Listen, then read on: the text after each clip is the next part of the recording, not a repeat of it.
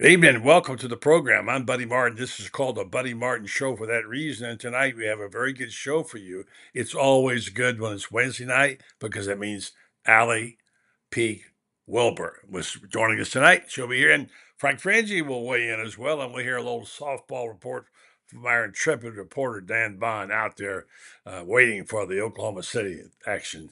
So stand by. The Buddy Martin Show is about to be on the air right now.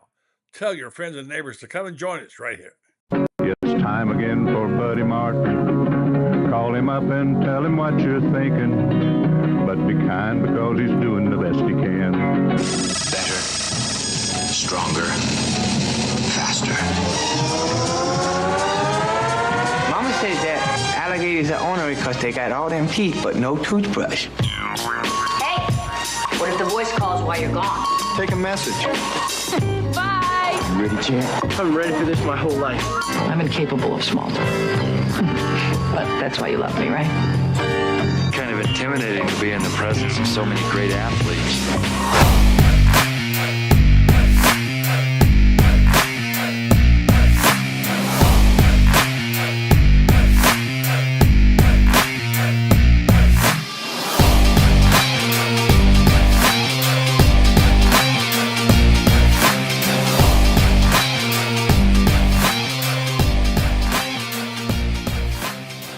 Good evening, Wednesday night. Time for Ali Peek. We're going wasting no time getting right to it. She wasn't here last week, so we need extra time out of her night. Hello, Ali. Hello, buddy. How are you? Well, for a guy who went to the skin doctor today and had all those things taken off all over your body, you know how that goes. Well, you don't. You have perfect skin. I'm doing okay. And Good. he was a Gator fan, Dr. Ward. So good to thanks to him. And while I'm in that subject of medicine, let me just say, get well soon to a couple of good friends of mine from Ocala, Kurzweil Punder. The guy who taught me how to play quarterback, my good friend Kurzweil, he's had some surgery and he's doing much better now. Glad of that. And my friend Kaki Mulkey, who had an issue, she fell and hurt her neck. She's hoping to get well soon, Kaki, and get back in the action. A couple of great Gator fans there. Ali, help me out here. I knew this was coming. I knew it. And then it didn't even take as long as I thought. With Texas and Oklahoma coming to the league, welcome. Going to be a great conference and all that kind of stuff. But you know Texas. Everything they do is bigger and better, always, right? Always. I have a lot of good friends from Texas. Believe me, a lot of good friends. But I didn't expect this today. I'm watching this interview. Paul Feinbaum's got on the athletic director at Texas and Oklahoma, and they're talking about being friendships, having friendships, etc. Chris Del Conte comes up with this. Okay, you tell me how this sounds. Talking about the Red River Shootout. Quote, it's ridiculous. It's the greatest thing ever. You may talk about the cocktail party and the Iron Bowl. There is nothing like this game. And, you know, I'm thinking, number one, I've been to the Red River Shootout a couple of times. It's a fine rivalry, whatever. But don't come in here that stuff when you're not even a member till July telling us how much better the Red River Shootout is. Now, it's true they're trying to kill off the cocktail party, as you know. We'll talk about that. So your thoughts about that now. Am I overreacting to this? Well, first, a couple things. First of all, bless his heart. Welcome to the SEC, bud. That's just a little hard.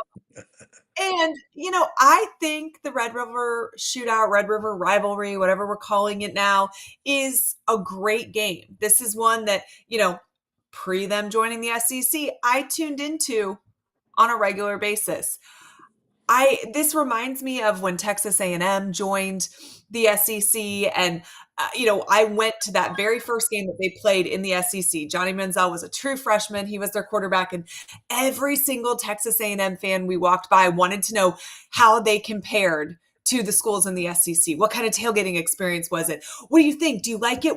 Do we fit in? And they just were so insecure about themselves because they knew that they were joining a, you know, pretty powerful and amazing conference. And I would always tell them, like, well, just wait till you go on the road. Wait till you see some of these, venues. Wait till you experience some of these crowds, and then you'll understand. And, Texas plays an SEC team once in a blue moon to open the season, or they play an SEC team in a bowl game. They're not used to this home and home situation. I think there's going to be tons of SEC games that they are like, whoa, this is such an intense environment. This is such an intense game. But we've got plenty of rivalries. We're welcoming you in. You're going to be a member, but I don't know, keep your mouth closed for a little bit. Yeah, and we're going to have Frank Franz here in a minute. He'll want to jump into this one because it's unfortunate that it seems like they're putting limitations on Florida Georgia in so many ways.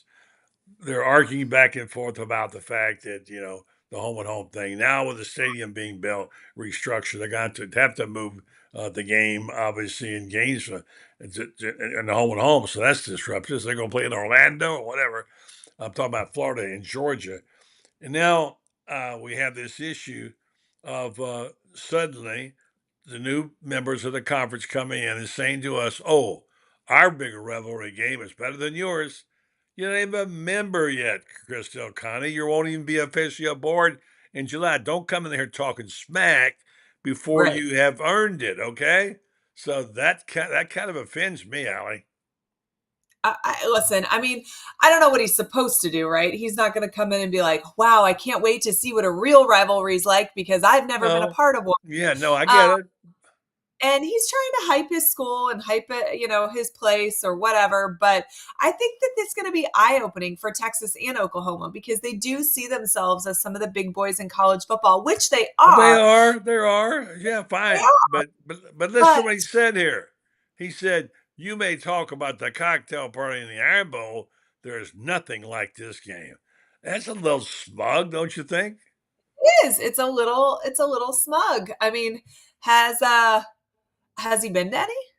Because he's Good about question. to get indoctrinated. Very good question. Well, Scott Strickland said today in Destin, the decision to temporarily make the Florida-Georgia rivalry a home and home is upcoming renovation could be made by the end of the summer. We'll take a look at all the options. Home and home is an option. Don't talk double talk. We know what they're going to do. They're going to take it away from Jacksonville.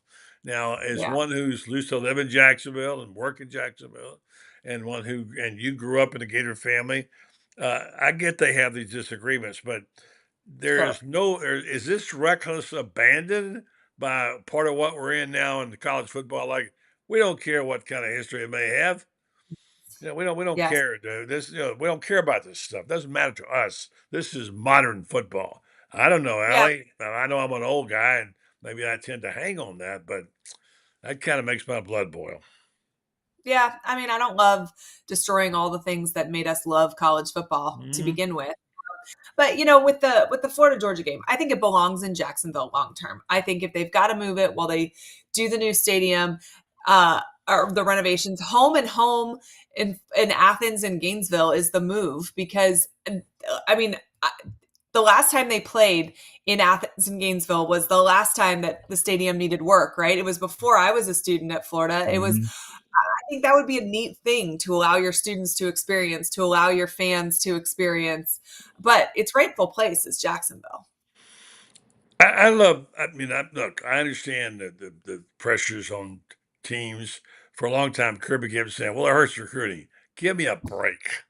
It hurts recruiting. Come on, man. It hadn't seemed to hurt you much, Kirby, is all I got to say. So anyway, I don't want to be a negative Nelly tonight, but so let's just let that go right there. We'll get Frank to weigh in on it in a couple of minutes. I'm sure I kind of know how he's going to go. He's a big college football fan too, which is at the heart of things is what we're talking about. Let's protect the game. I think that was some of the discussions today in Destin, where they were talking about walk-ons. I heard somebody, Clark Lee or somebody, saying how important it was that they protect these walk-ons, how important they were to the programs. And I agree, but one wouldn't think we're talking about these unbelievable sums of money they're getting ready to make, where the athletes will actually be distributed $20 million among them by each school, that walk-ons would be a word they'd even know. I hope they do. I hope they are able to protect that part of the game. So, all right. So, didn't get a chance to catch up to you last week, and you had other commitments. Real quick before we get to Frank, your response to the softball team's remarkable finish, where they finish up with winning 11 out of 12, and now they're taking a shot in Oklahoma City. Baseball team Yes. was, huh? Yeah. I said, yes, Yes. yes. It's, Yeah. On a roll. Yeah. And then on top of that, the baseball team left for dead somehow makes it in. They're playing. They got a shot. They're playing Nebraska. That just doesn't sound right. Nebraska baseball, but that's what they're doing. yeah. I mean, first of all, softball. I think college postseason softball might be my favorite college postseason. It is so fun to watch. The girls are so easy to root for. Yeah. I'll watch any of the games, not just I love games them that Florida. too. I like the gas sport, the way it's played. It is. It is really fun. I think it's a neat thing to have my kids see. And Florida is never out in softball. They have been so good for so many years. And they are just fun to watch. So they get hot. Watch out. For sure.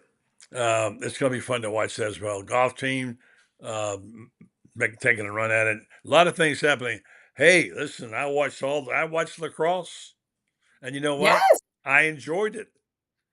That rain delays, but lightning delay killed them. They were tied 10-10. They came back and they could never get it together. But that's a fun sport to watch. And women athletes, they had a couple of really good ones there, and they could really play really good. 2 all-tournament members, all-tournament team. So anyway. It's been really fun to watch. You mentioned something about the walk-ons, though, and I kind of wanted to mention that. They're saying that because the suggestion is that now that universities will be able to directly pay NIL, that rosters will be capped potentially at 85, which is the number of scholarships we have. Right. But it's important to note that there is 100 or 110 kids right now on rosters because of all of those walk-ons. And if you don't have a group of walk-ons, your 1s and 2s and 3s are hitting each other at full speed all day, every day. The amount of injuries that will happen from that is so immense. And Texas A&M talked about it today, that a lot of your walk-ons at these programs are legacy players. And I can speak to that. My brother started out as a walk-on on Florida's team as a legacy player. The first third-generation player that ever played for Florida was Matt Kynes. He came out as a walk-on. Yeah. And these legacy players who maybe aren't the 5-star guy, right? But they are the guy that's going to stroke the check to the program when they're an adult. They are the guy to pass along this tradition and this history of this program. We're going to come back once they on, from their football playing days. That is how you build a program as opposed to a team. And you remove that and it's going to be a problem. I'm glad you brought that up. As a 5-time legacy, everybody in your family played football in Florida, but you probably could have. It's important. I loved going. I'll just say this once again. I loved going to the Scholar Athlete event I went to when last Friday night or a week ago, and watch a legacy. Ernest Graves' son win the award for Scholar Athlete. And what a remarkable young man he is.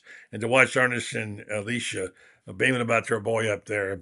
This is Jeffrey Melvin's deal where he has like 8 counties of Scholar Athlete kids. These numbers are off the charts.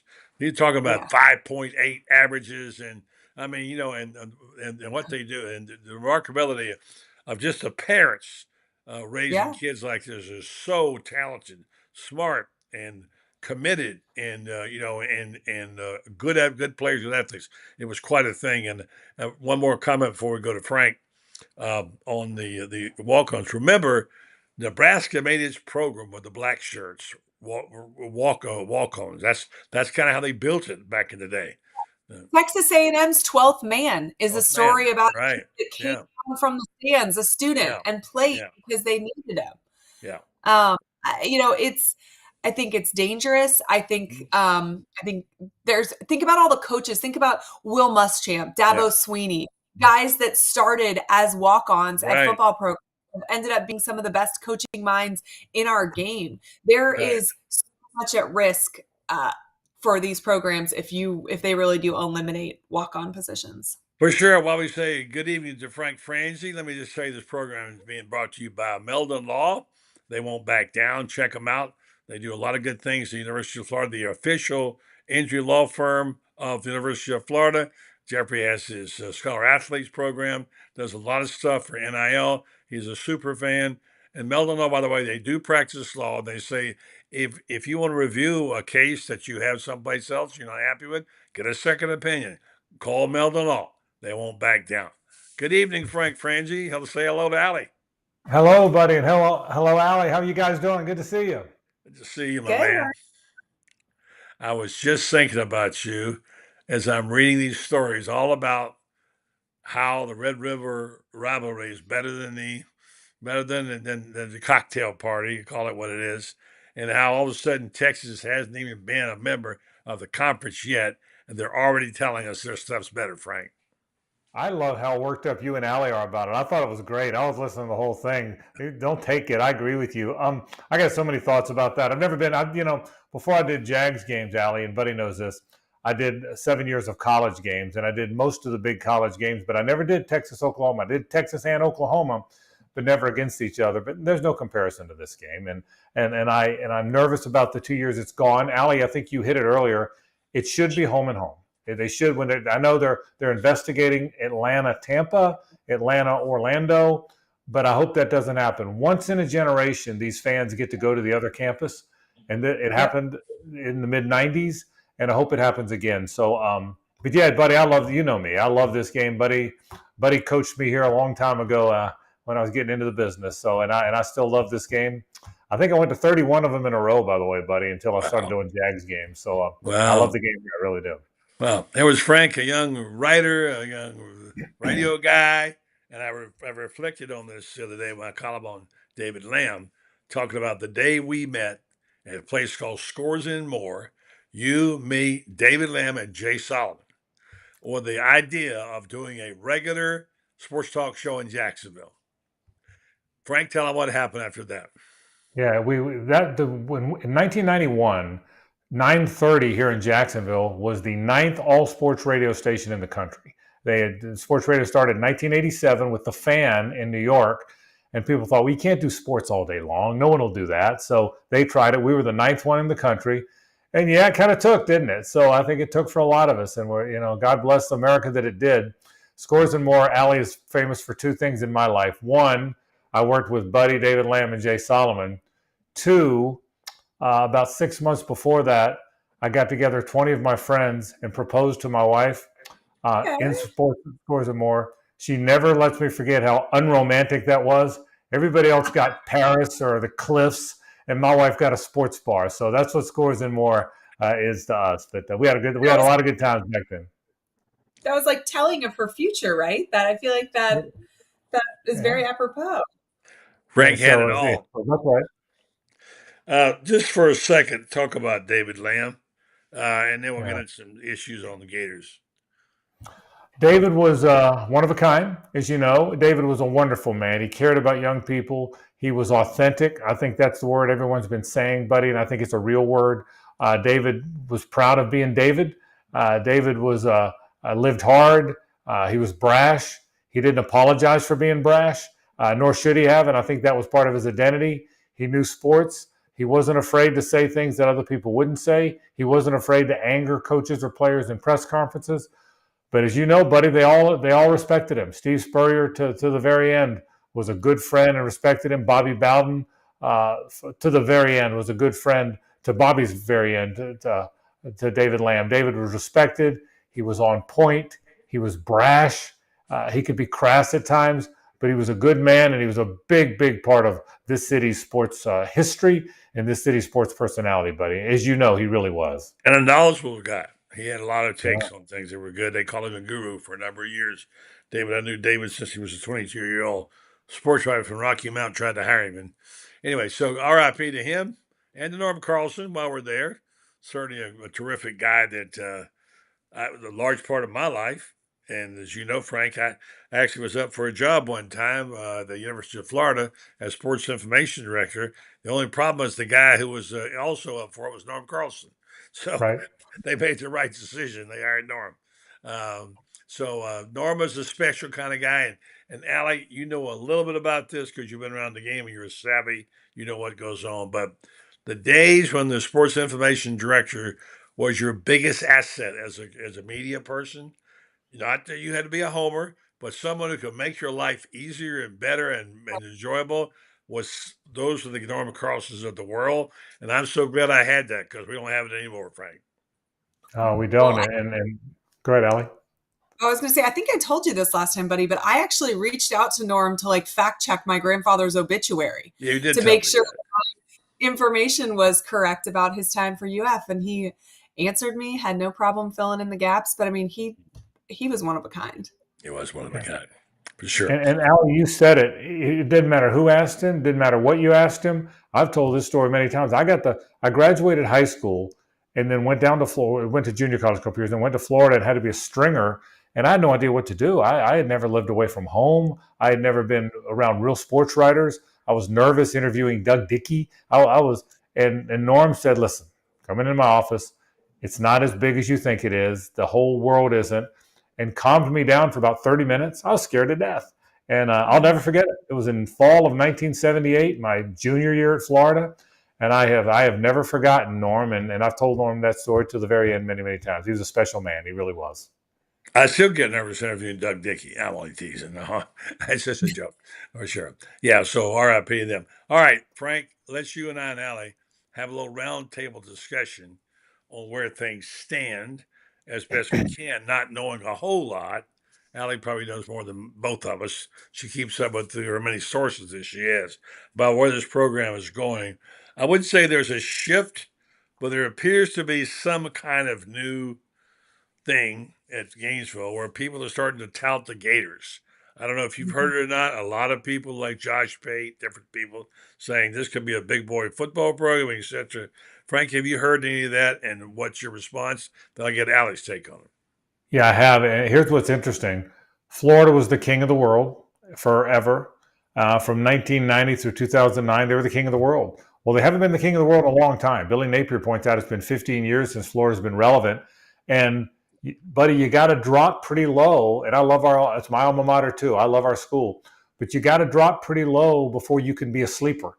I mean, Alabama's never going to be a sleeper. Georgia's never going to be a sleeper, but Florida dropped low enough. But I think people are now starting to pay attention. It's kind of a vogue pick. Florida, they might be better than you think. Florida might be better than you think. Everybody knows the schedule's brutal. We've all talked about that. But I think they've become a little bit of a vogue pick. I've been saying this on my show, and I believe this in all my heart. If Billy Napier survives this season, it's a brutal schedule. And there's people out there, there's Swamp Blizzard 38 all over our social that wants him fired because that's what Swamp Blizzard 38 says. But if he survives this year, he's built a recruiting base. He's learned the portal. They're very good in the portal this year. He's going to be a better sideline coach. He hasn't been a great sideline coach, but he's going to get better. He's respected. He's cleaned up the program. And Allie, with your sources, you probably know this, and I do too. There was some cleaning up to do now. You'll never hear the numbers, but I kind of know the numbers. It was a mess in a lot of ways.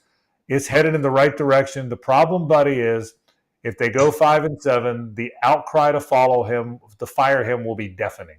Now, can Scott overcome that and not fire him?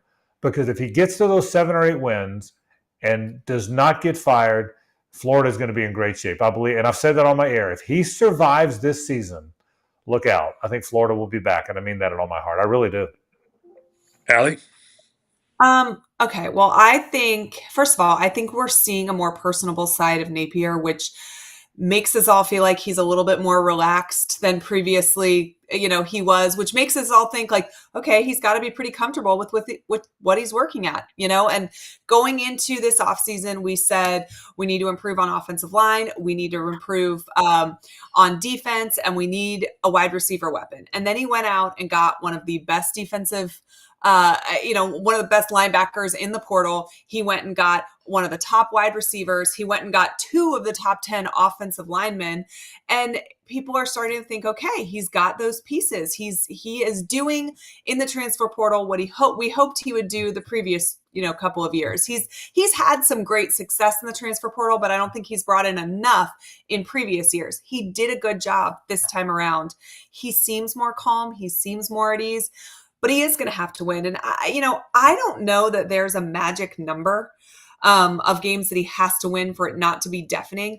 I just think it's the way that it's going to happen that's going to determine the noise level. Did you, really just get beat heads up, 6 times?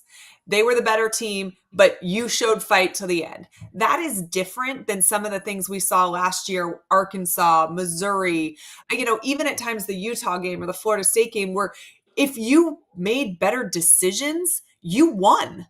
And I think that that's what I'm going to look for. Did you manage the game better? Did you close out? Did you control the things that you can control? Because that contributed to anywhere between 2 and 4 losses for Florida last season. And they get those wins, and this conversation's totally different, right? And, Frank, you mentioned if Scott can hold off, I think it's mutually assured destruction if Napier doesn't have a much better season this year, right? There's no way Strickland survives, but Napier doesn't. So it is in Strickland's best interest for Napier to survive. And I think they're capable of it. I think they will surprise people. I just don't want that slip-up game where we say, man, we had that in the bag and we gave it away. That is what I'm going to look for. All right, we lost Frank here somehow. We'll see if we can get it back on. Later on, we're going to have also Dan Bond on talking about softball. But getting to the point on Billy, the fact is that he made a statement today for the first time on Rashada, nothing earth-shaking, but he said he was perfectly comfortable in the handling of how this. Here's Frank again. I hope. Yeah, lost you there, Frank. Talking about Billy's I completely died. Sorry about that. Yes, it just that's went all right. black, so I apologize. Bet you're okay. You're all right. We're talking about the comment today Billy made about the Rashada case, and he said he was totally comfortable with his role in it. Now, of course, we know law. They're trying to make him as the guy who's complicit in this and one of the deals. And I don't know about you. I've talked to at least one really good lawyer who tells me that really it might be much about nothing, but still it's a factor. Because he thinks that the lawyer for the other side, who's a really good one, Rusty, what's Rusty's last name? Enron attorney. Rusty Harden. Yeah. That really, this guy says he knows what he's doing. He wants to keep the issue alive because he wants other business. He wants other players who've gotten screwed to come to his firm, let him get the business. This is the theory of one really smart lawyer. Can he bring it to, I don't know whether he'll bring it to fruition or not, but it doesn't seem like much, but it is somewhere between, it's not Armageddon, but it's more than just a mere aggravation. And today he said he wouldn't discuss the case. I'm comfortable with my actions. He said, I'm thankful for the university's support. We're going to let the process take its course. Well, there you go. We get it. I don't know. I kind of think maybe we won't be talking about it much after the season starts, but it is something to deal with. And as someone said, if he'd only lost, 6 games, it wouldn't be a problem. But if he has a losing season, Frank, it will become a problem again. Let me go. And when my computer cut off, but Ali, I think you were dead on. Number one is the law. I still think 5 and 7 is going to be hard because of the fans. But you hit it. They can't look dysfunctional. The problem is they look dysfunctional in the past. You can't have 2 number 3s out there. You can't have 10 guys on field goal team. You can't do stuff that the Arkansas game when the special teams ran out too early and that backed them up 5 yards and then they missed the field goal. I think that's a big part of it. So I think you're right. I think a big part of this is how many games can you win enough to survive? But Ali's point was dead on, buddy. You can't look dysfunctional. You can't look poorly coached because, again, that's what Swamp Blizzard 38 recognizes. And then it goes crazy on the internet. It goes crazy on social. I like Billy. I like Billy. And I can tell you, I spent some time with Scott when Billy was in town. They did the Gator tour thing, and Sean Kelly and Billy you do it had together. You had an interview with him, didn't you? Yeah. So Billy came on for a while and did a great job, but then Scott actually came to it. So Scott and I kind of stood in the back of the room during it and just kind of caught up a little bit. I can tell you this: he doesn't want to fire his coach. He respects so much about Billy Napier, who he is, how he handles himself, how he treats people. That stuff still matters, man. It really does. And I can tell you, Scott Strickland doesn't want to fire his coach. And so Billy gets through this year, good times are ahead. I've been saying that, and I'll stand by that. We don't want him to fire him either, but they got to get some stuff done. His comments again, he said, Strickland said today, Napier said today, I think we executed the first half of the offseason the best we've done since we've been there. We certainly have evolved, we're adapted, and feel good about our systems. I think ultimately we've got credible leadership for the first time. Our players have been there for 2 weeks of summer school, and that building has been full every day. I've got confidence in our team. All right, what does that mean? And now what he has to do besides winning? What do you think? Is this progress, Frank? The gigantic game's Miami, man, because that's gigantic. Can you, for both coaches, whichever coach, Cristobal's going through the same stuff. Year 3, supposed to be a great recruiter. Man, that's a gigantic game, buddy and Ali. If you win that game, then everybody breathes, right? Everybody exhales. Then you're going to beat Samford, A&M. Then you got a lot of the home games up front. Everybody knows the back of the schedule's hard. Boy, that first game in the court of public opinion, that first game is really important. Really, really huge. Really is. I think Napier's not a big talker. So when he does say things like, we have incredible leadership for the first time, and, I'm so impressed with how the first half of the offseason has gone, that means something, because he is not one to stand up there and just spout all of the wonderful things that they do. He's much more of a no comment kind of guy. And so, I think that should give Gator fans confidence. And, buddy, to the point about Rashada, I think that what Napier said carries a lot of weight for me too, right? When he says that he is confident in his actions, we know Billy Napier is a good guy. That has never once ever been in question of all of this. We wonder if he's ready to coach on the big stage for Florida, but nobody has ever questioned the type of man that he is. And so when he says he's comfortable in that, I think that carries a lot of weight too. But more than likely, they will settle this, because there's a lot of things they probably don't want to come out in discovery.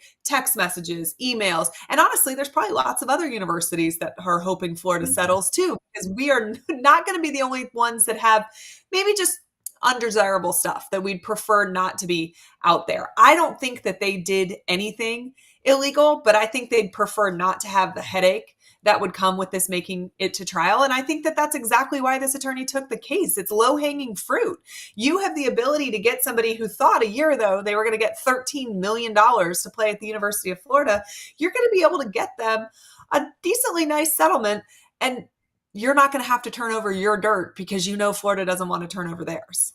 Another part of this too is University of Florida was not named in any of this. The collective was named. Billy was named.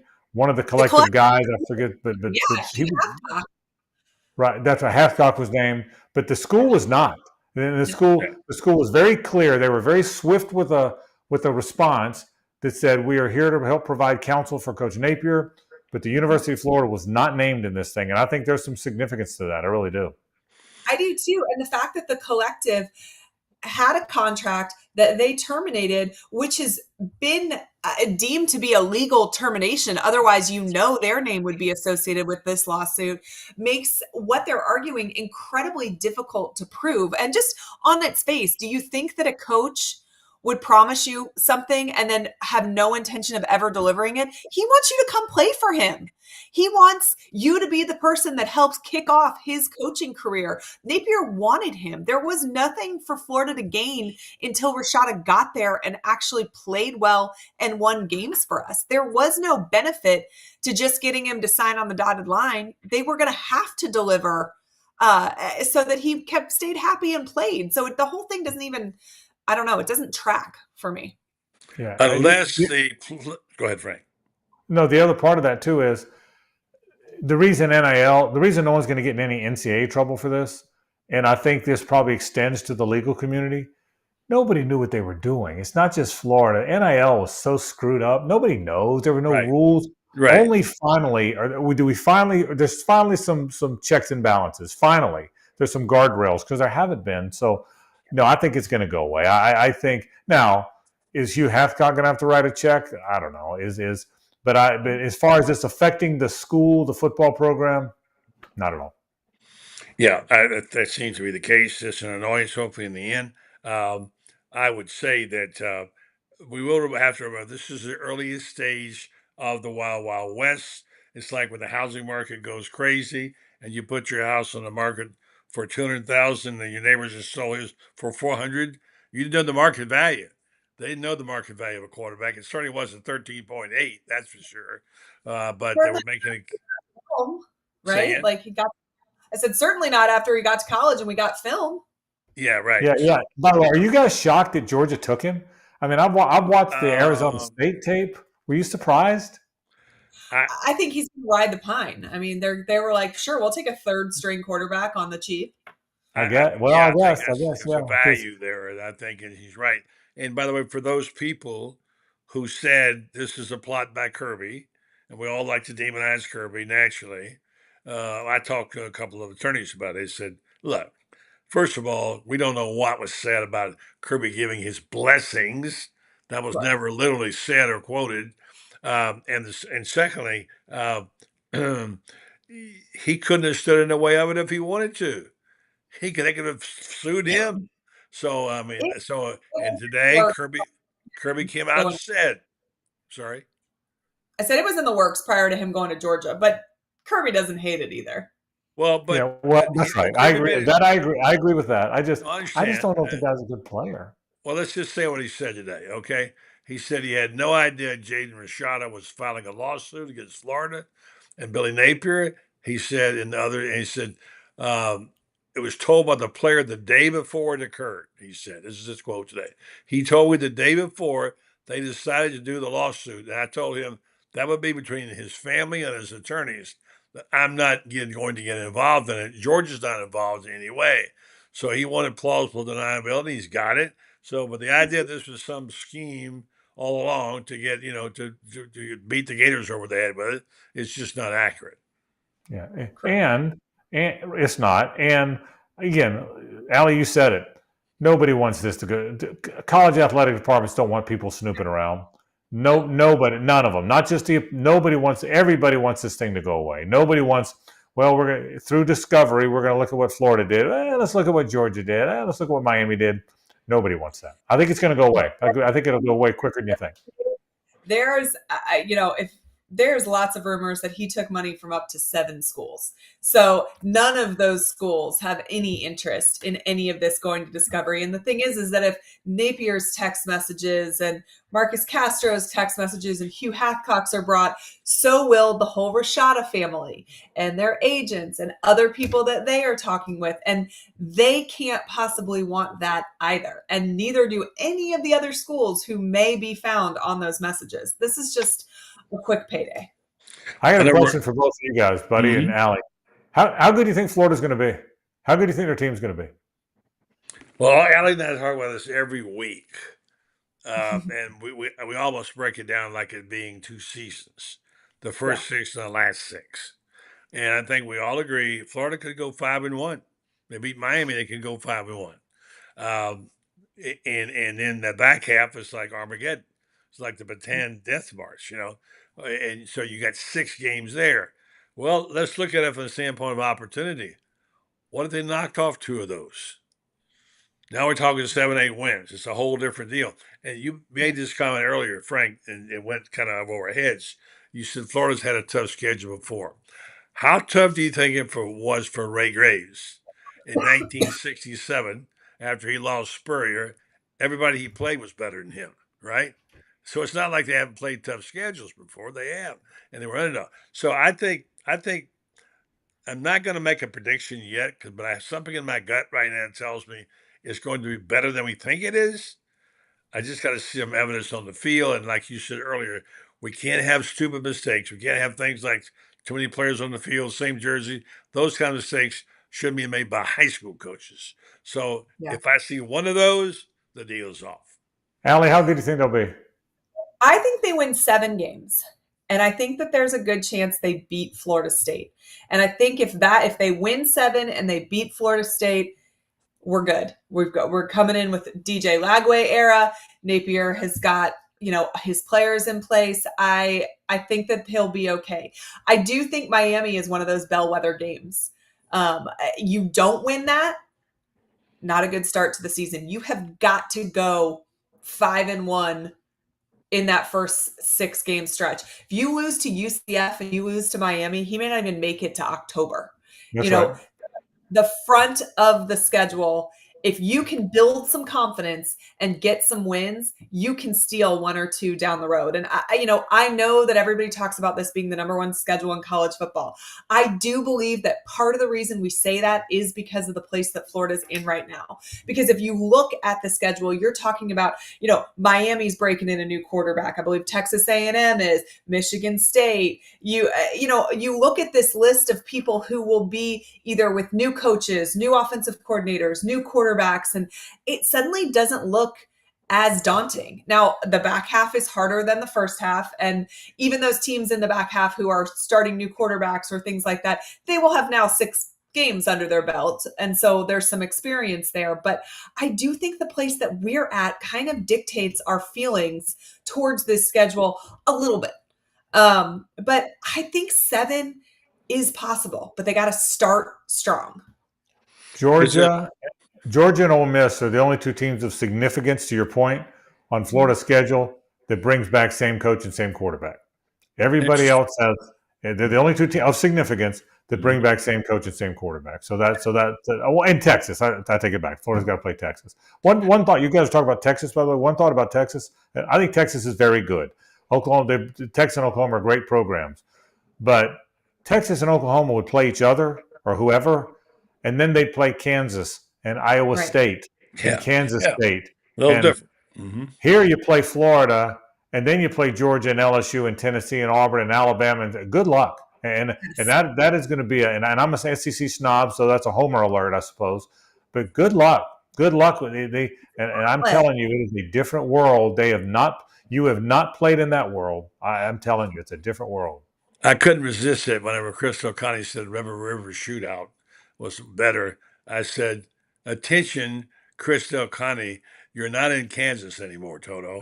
It's a whole different deal now, what it was. So just taking those punches every week is a whole lot different than it is whenever you're sitting there and getting, 4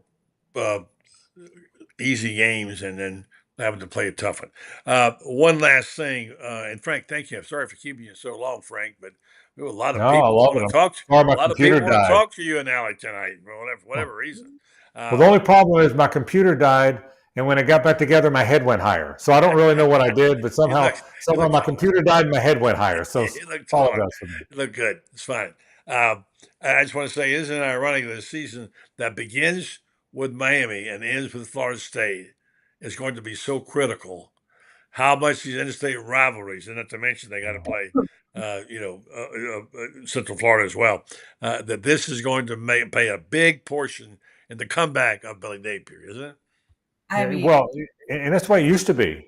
Back in the day, in the 80s, you'd open with Miami, you'd end with Florida State, and play everybody else in between. No, you're right.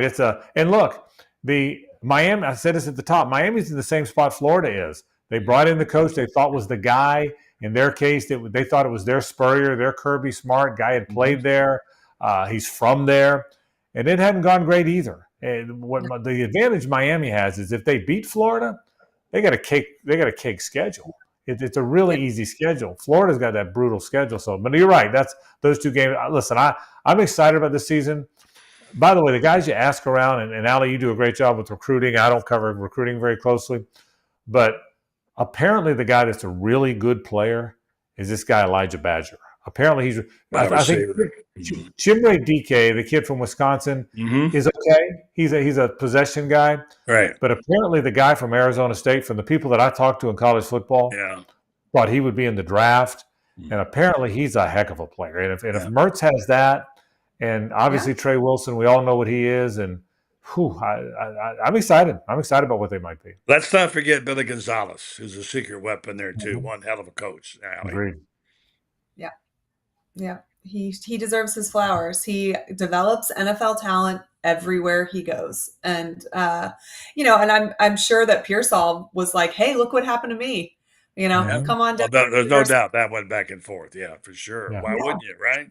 For sure. Well, off. Frank, we didn't ask you one question about the Jaguars, so let's ask one. They're going to be any good or not? They're going to be good. They're going to be good. They're 8-3. They won the division 2 years ago.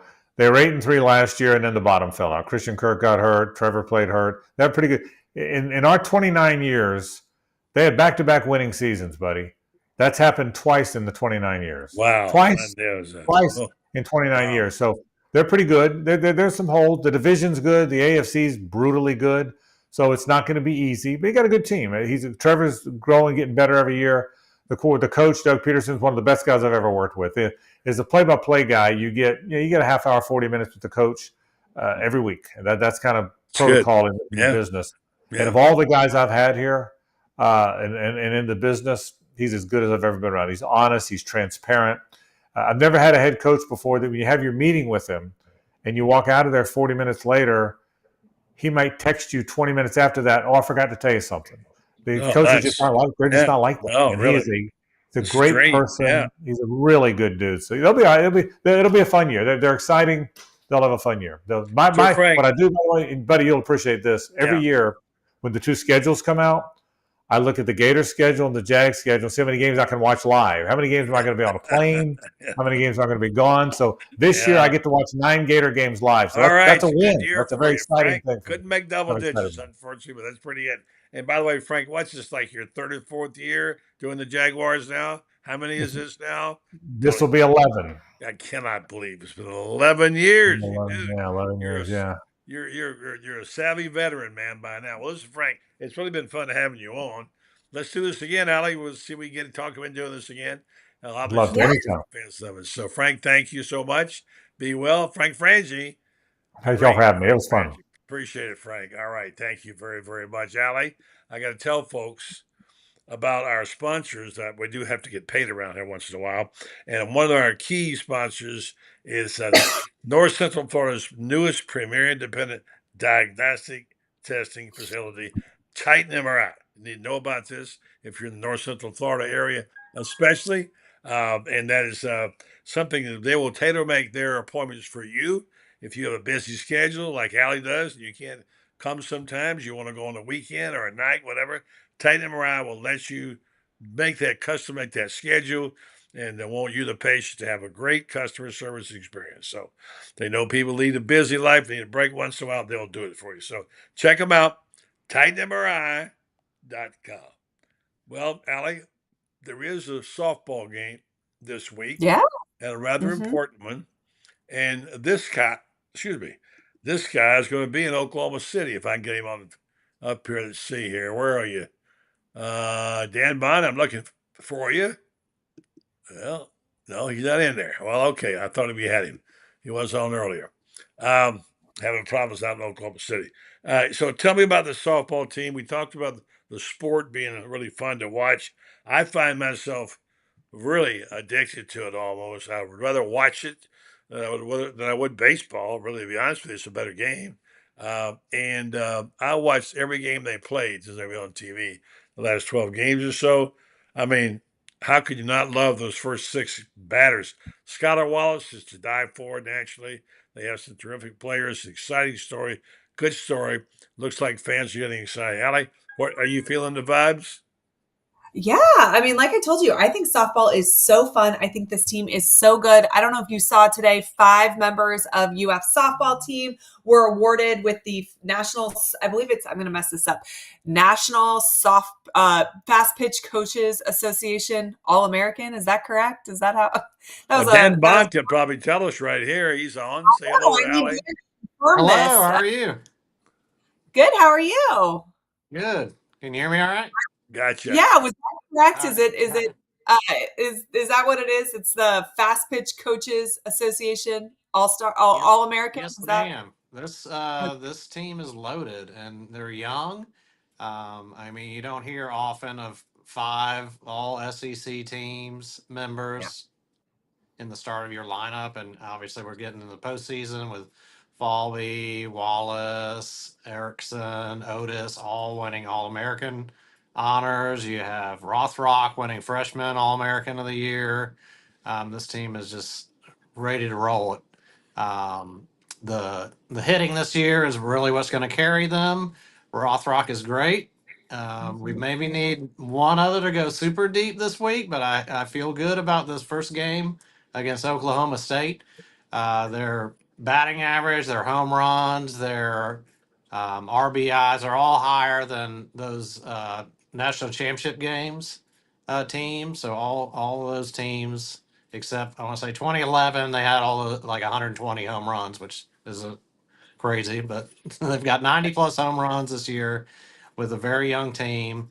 I think it's a lot of correlation to that 2013 team when they brought in Kelsey Stewart, Aubrey Monroe, all those really, I mean, you're talking about Olympians that came into the program that year. They made it to Oklahoma City, and guess what happened? The next 2 years, they won it all. And I see a lot of that happening. Will they win it all this year? They're against some really, really good arms this week. Oklahoma State's, speaking of the All American team, Oklahoma State's pitcher was made that squad. So we're going to face them Thursday. Probably Stanford, maybe. I think Stanford's going to come out in the winners bracket. I'm really afraid of their pitcher. She reminds me a lot of Danielle Laurie. If you remember, she killed the Gators in '09 and just got hot, and nobody could touch her. And I think that you see a little bit of that with that Stanford pitcher, but you never know. Rothrock could get that. You've seen her pitch a two hitter against Oklahoma State, and throughout the year, it seems like you're going to have some where she's untouchable and some games where she gets banged around a little bit, but the offense picks it up.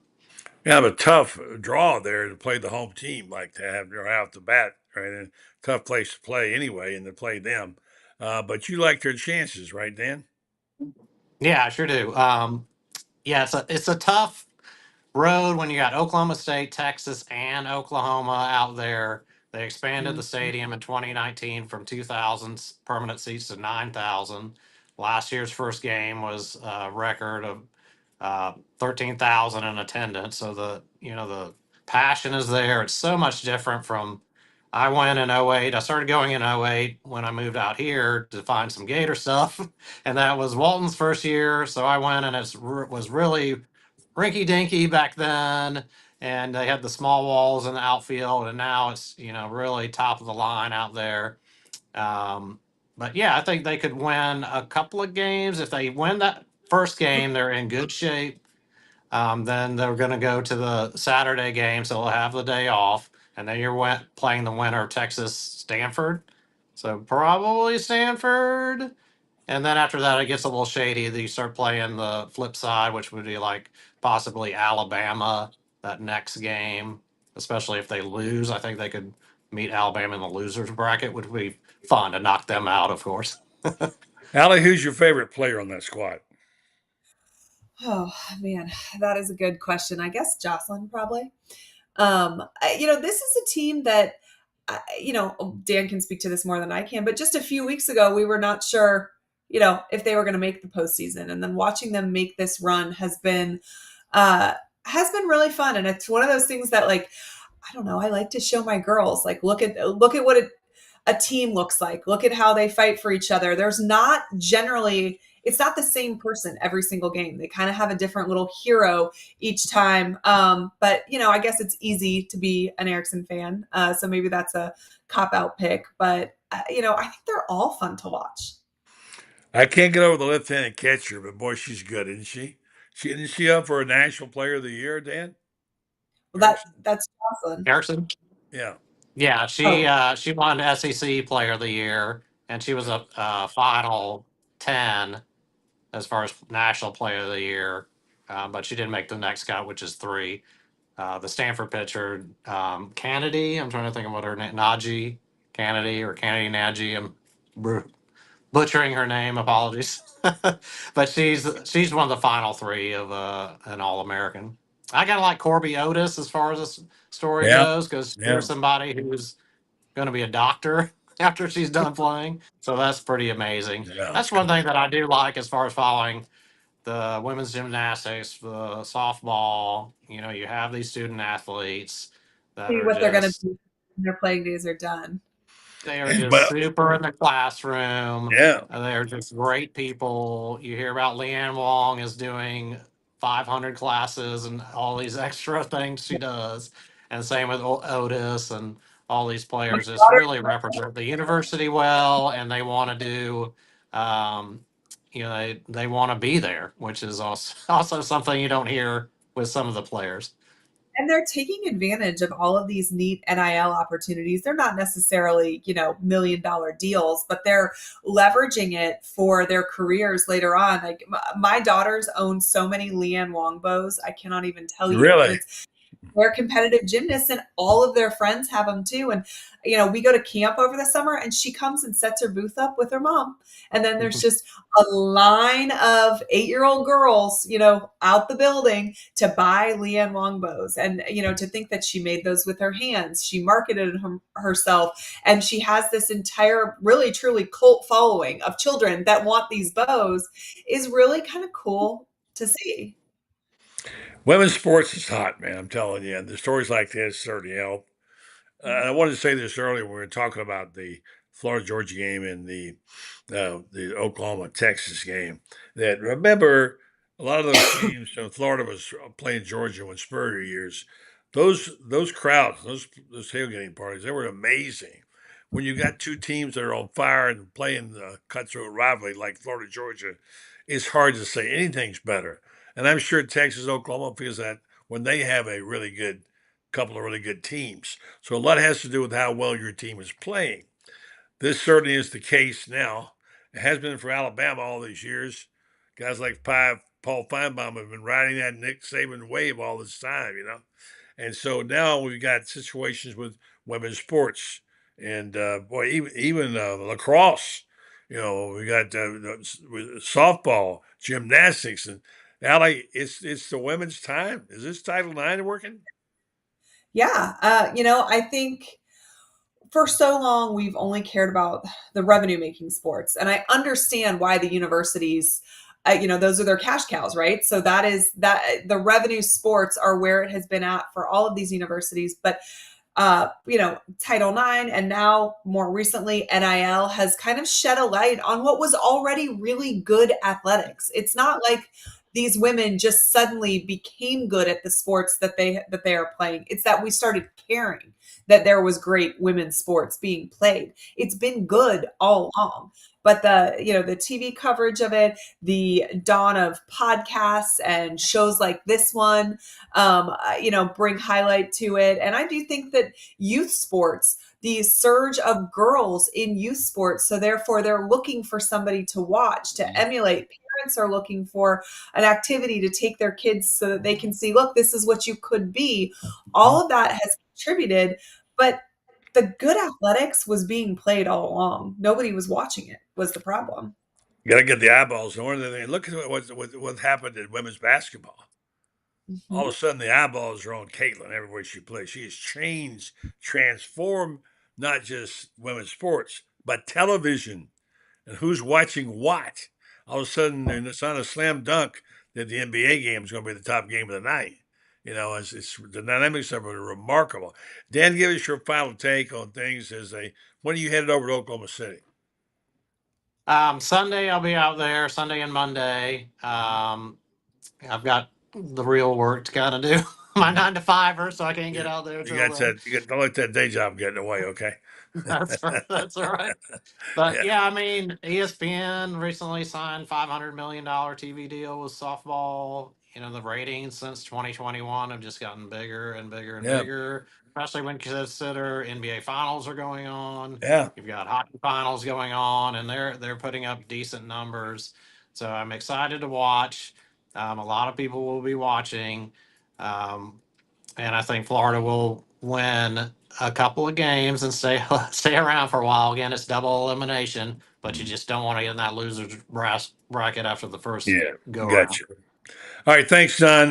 Dan, we'll be talking to you later in the week. And keep up the good work, okay? Thank you, sir. Appreciate Thank you, it. Allie. Bye, Dan. One of the really good guys right there. He does it with the passion and he loves what he's doing. All right, Allie, we're going to get to our final thoughts tonight. What a good night. Man, we had a good crowd. We had Frank was great and it was good topics. And I don't know, some nights it's just magical and other nights it doesn't work. But Mr. Old Grumpy tonight, sweet and sour. We'll get him back next week. David will be here. And it was a fun night. All right, so what's your summer looking like? You got camp and you got the girls got to go. You're probably going to go to gymnastics camp, right? They are going to gymnastics camp, but their new summer schedule started this week for their gymnastics team, and they've made some significant leaks for where they're going. They're going to what's called optionals, which is we call it big girl gymnastics in this house. So you're going Big girls, okay. 5 days a week, 3 hours of practice, Yeah. so 50 hours a week. My little 9-year-olds will be putting in, but they love it, and so it'll be a lot of juggling that. And I've got 2 recovering from tonsil surgery, so gonna go play nurse. And Here, we'll what go an to the beach. amazing person. We have a whole new audience tonight. We have a lot of people watching. I think it'd be apropos if we again tell them your story. That there are 2 things. There's several amazing things about you. Not the least of which is the job you do on the show and your podcast. If you want to mention that, please do. And then let's talk about your children. 2 sets of twins. 2 I do. sets of twins. I know some people who whine and cry because they got one kid and can't handle it. It's too much pressure. She does this amazing thing and she does this show, her show as well. So, Allie, tell that story for those several hundred people are on now, maybe don't know it.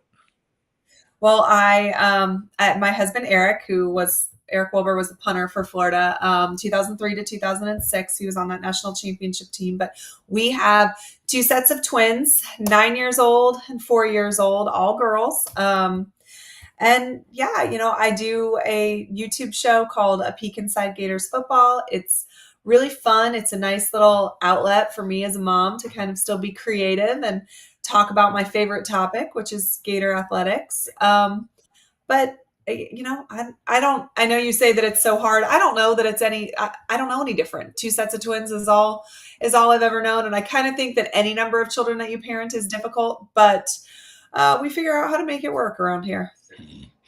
Congratulations. Congratulations on the success of the show.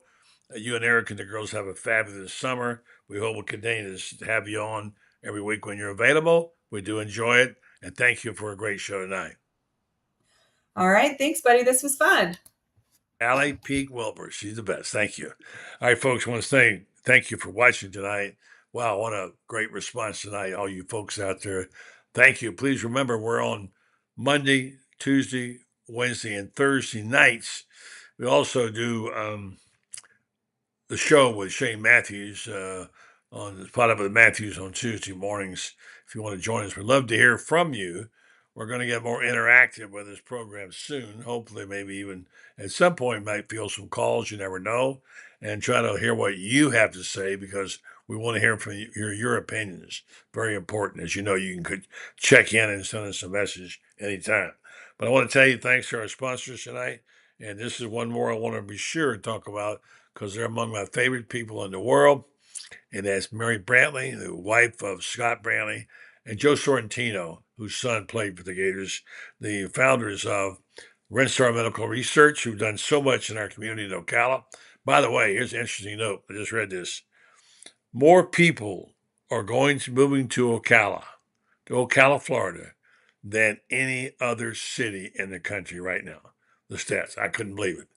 A lot of people I know are crying and whining, oh my gosh, there go our horse farms, whatever. Amazing what's happened in Ocala. But there's families of people like these, I'm talking about especially the Sorrentinos who made such a great place. But I want you to know that they are in the business of trying to find a better way to treat us in their therapies. They want you to take part in their clinical trials if possible. Clinical trials are based on bringing new therapies to the public safely. They would not exist without the commitment of you, the volunteers.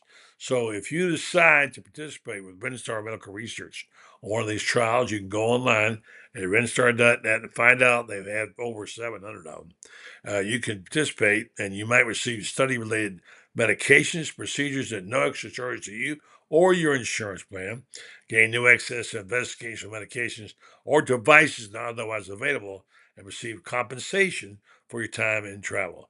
So check them out. WinStar Medical Research, seeking tomorrow's answers to the health questions of today. Big thank you to Frank Frangie tonight. Enjoyed spending time with Frank. He, of course, is on 1010, and he's the voice of the Jaguars. Of course, Ali, always great to be with her. David Moulton, who's the other half of the Sweet and Sour team, will be along back next week. And don't forget, by the way, to please smash this button and follow us and like us and help us keep this program going if you like it. Had a great night tonight. Thank you to all the guests. Thank you to all you for listening. Thank you for watching. I'm Buddy Martin. Back tomorrow night with the Orange and Blue Bloods on the same channel.